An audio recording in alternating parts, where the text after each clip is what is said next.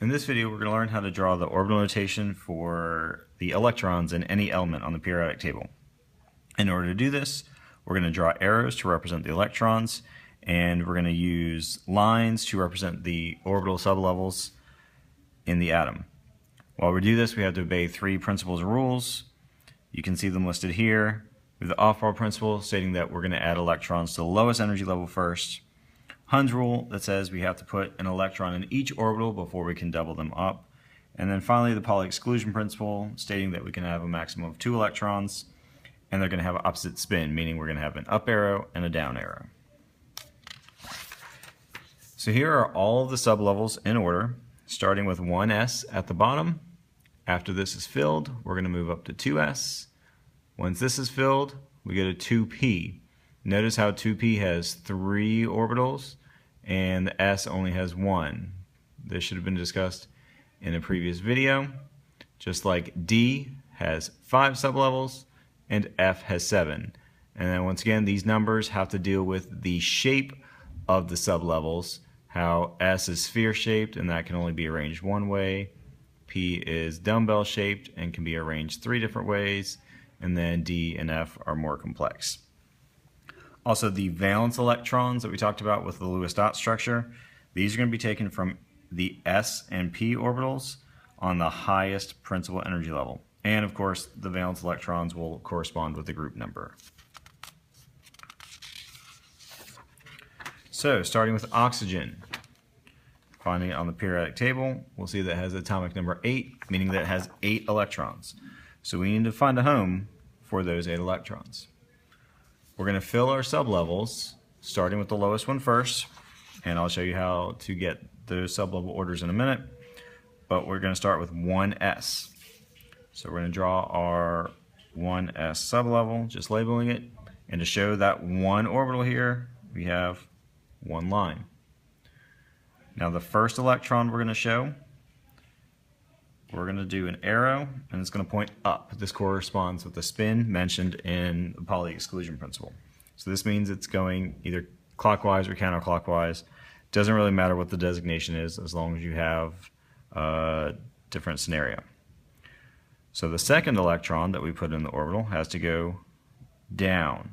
And they have to have this opposite spin in order to resist repelling each other, because since they're both electrons and negatively charged, they naturally want to push each other away due to electromagnetic force.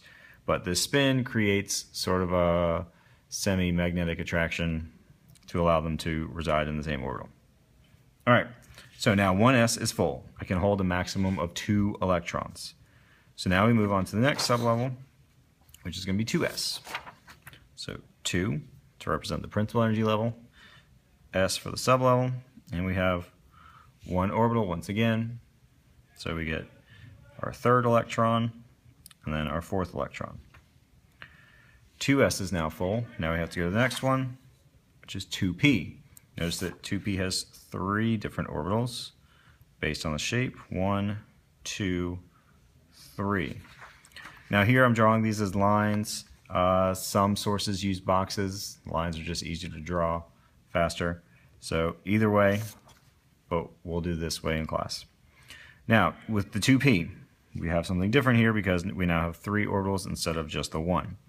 So according to Hund's rule, we have to put an electron in each of these before we can start doubling up. So to fill this 2p sublevel, we have to go up, up, up. So this is 1, 2, 3, 4, 5, 6, 7 electrons. But we need 8. So since we followed Hund's rule and put an electron in each orbital, now we can go back to the first one and go down. So we represent the 8 electrons. 2 of them are in the 1s sublevel, 2 in the 2s, and then 4 in the 2p. Recall that I said that the valence electrons are the S and P electrons from the highest principal energy level.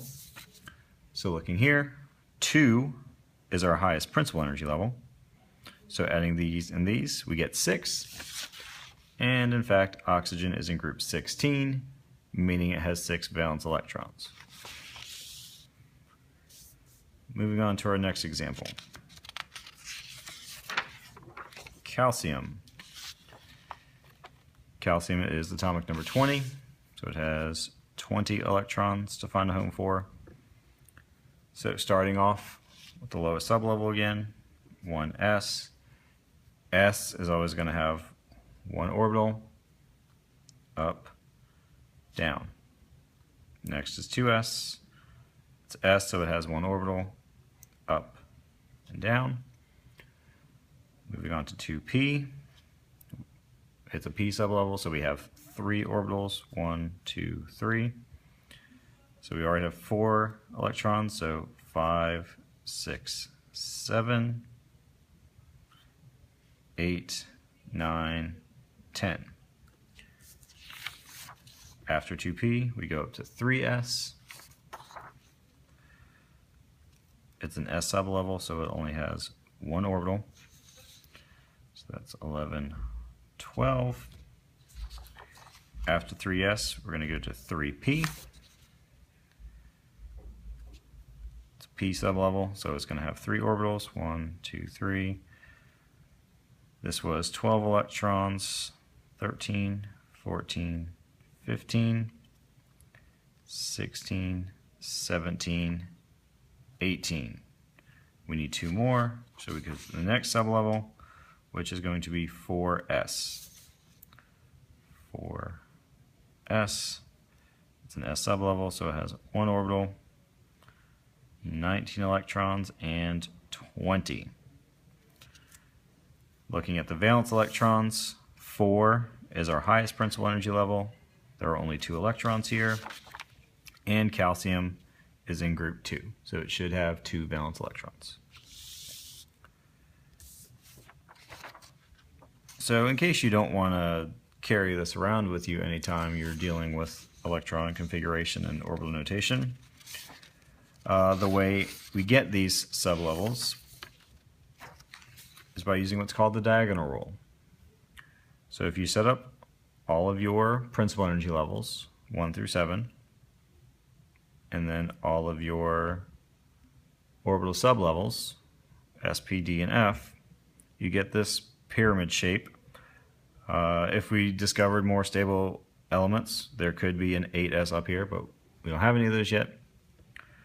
So we're going to go in order, filling these sublevels until we get to the total number of electrons. Now the way we follow this diagonal rule, once it's set up in this pyramid, is we're going to draw an arrow from the bottom right to the top left. And whatever sublevel you cross over, that's the order. So starting here, we go up to the top left.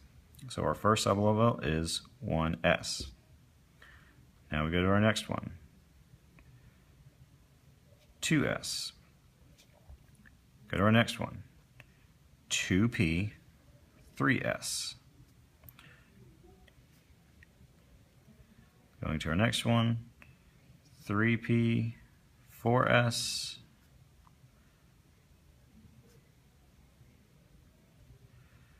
Now we jump back to 3d, 4p, then 5s.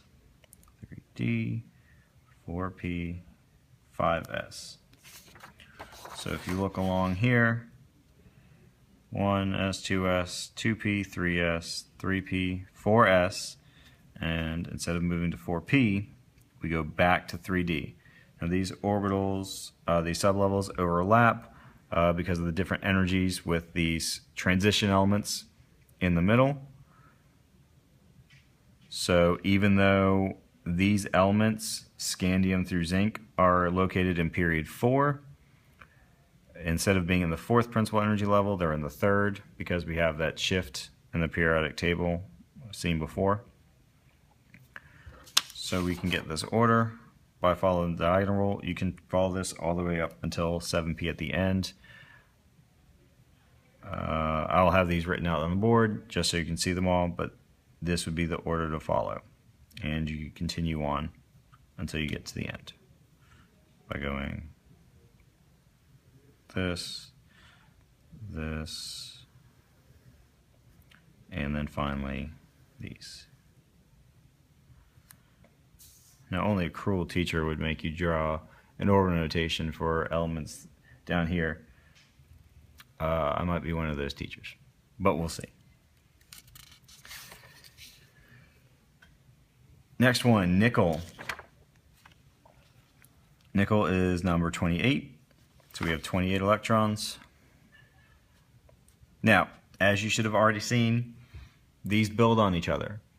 So the first 20 electrons from this are going to be the exact same as the 20 electrons from calcium, since we follow the same order every single time.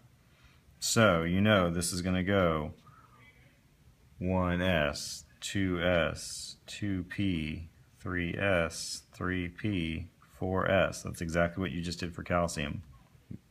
All of the s's are 1s, all of the p's are 3s. Necessarily, following off-ball principle, all of these have to have maximum electrons. I'm going to fill them in appropriate order, just so you get in the habit of obeying Hund's rule. Okay, after 4s, according to our sublevel order from the diagonal rule, we're going to go to 3d next. And now this is our first D sublevel. It's going to have 5 orbitals. 5. Now we have to follow Hund's rule. This was 20 electrons, 21, 22, 23, 24, 25. Now we can double them up, 26, 27, and 28.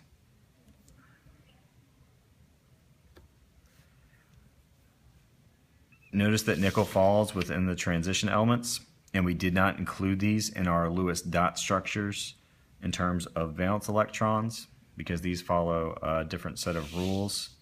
So you see that the highest energy level here is 4, even though it's not the highest sublevel. The highest principal energy level is 4. So you would expect this to have 2 valence electrons, but because of some energy considerations, sometimes these electrons will change sublevels so that our valence electrons are a little different than we think. So nickel can have a valence charge of +2 or +3. It can depend on what the electrons do. So that's why we only look at groups 1 through 2 and 13 through 16 when we're talking about valence electrons usually. And finally, xenon, just down here, 54. 54 electrons. So we're going to have all 28 from nickel plus some. So 1s, 2s, 2p, 3s, 3p, 4s, 3d. All the s's will have 1s, all the p's will have 3s, the d will have 5.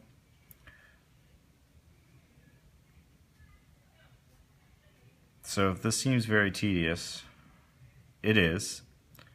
I will show you a way later that we can abbreviate these, which will take much less time, but you have to see the full thing before you can really appreciate the abbreviated version. So up to 4s gave us 20 electrons. We're going to do 21, 2, 3, 4, 5, 6, 27, 28, 29, and 30. So we still need 24 more electrons.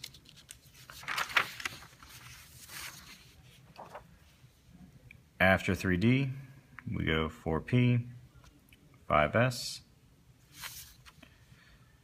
4p, 5s. After 5s, we're going to come down to 4d. That will have 1, 2, 3, 4, 5. So up, up, up, down, down, down.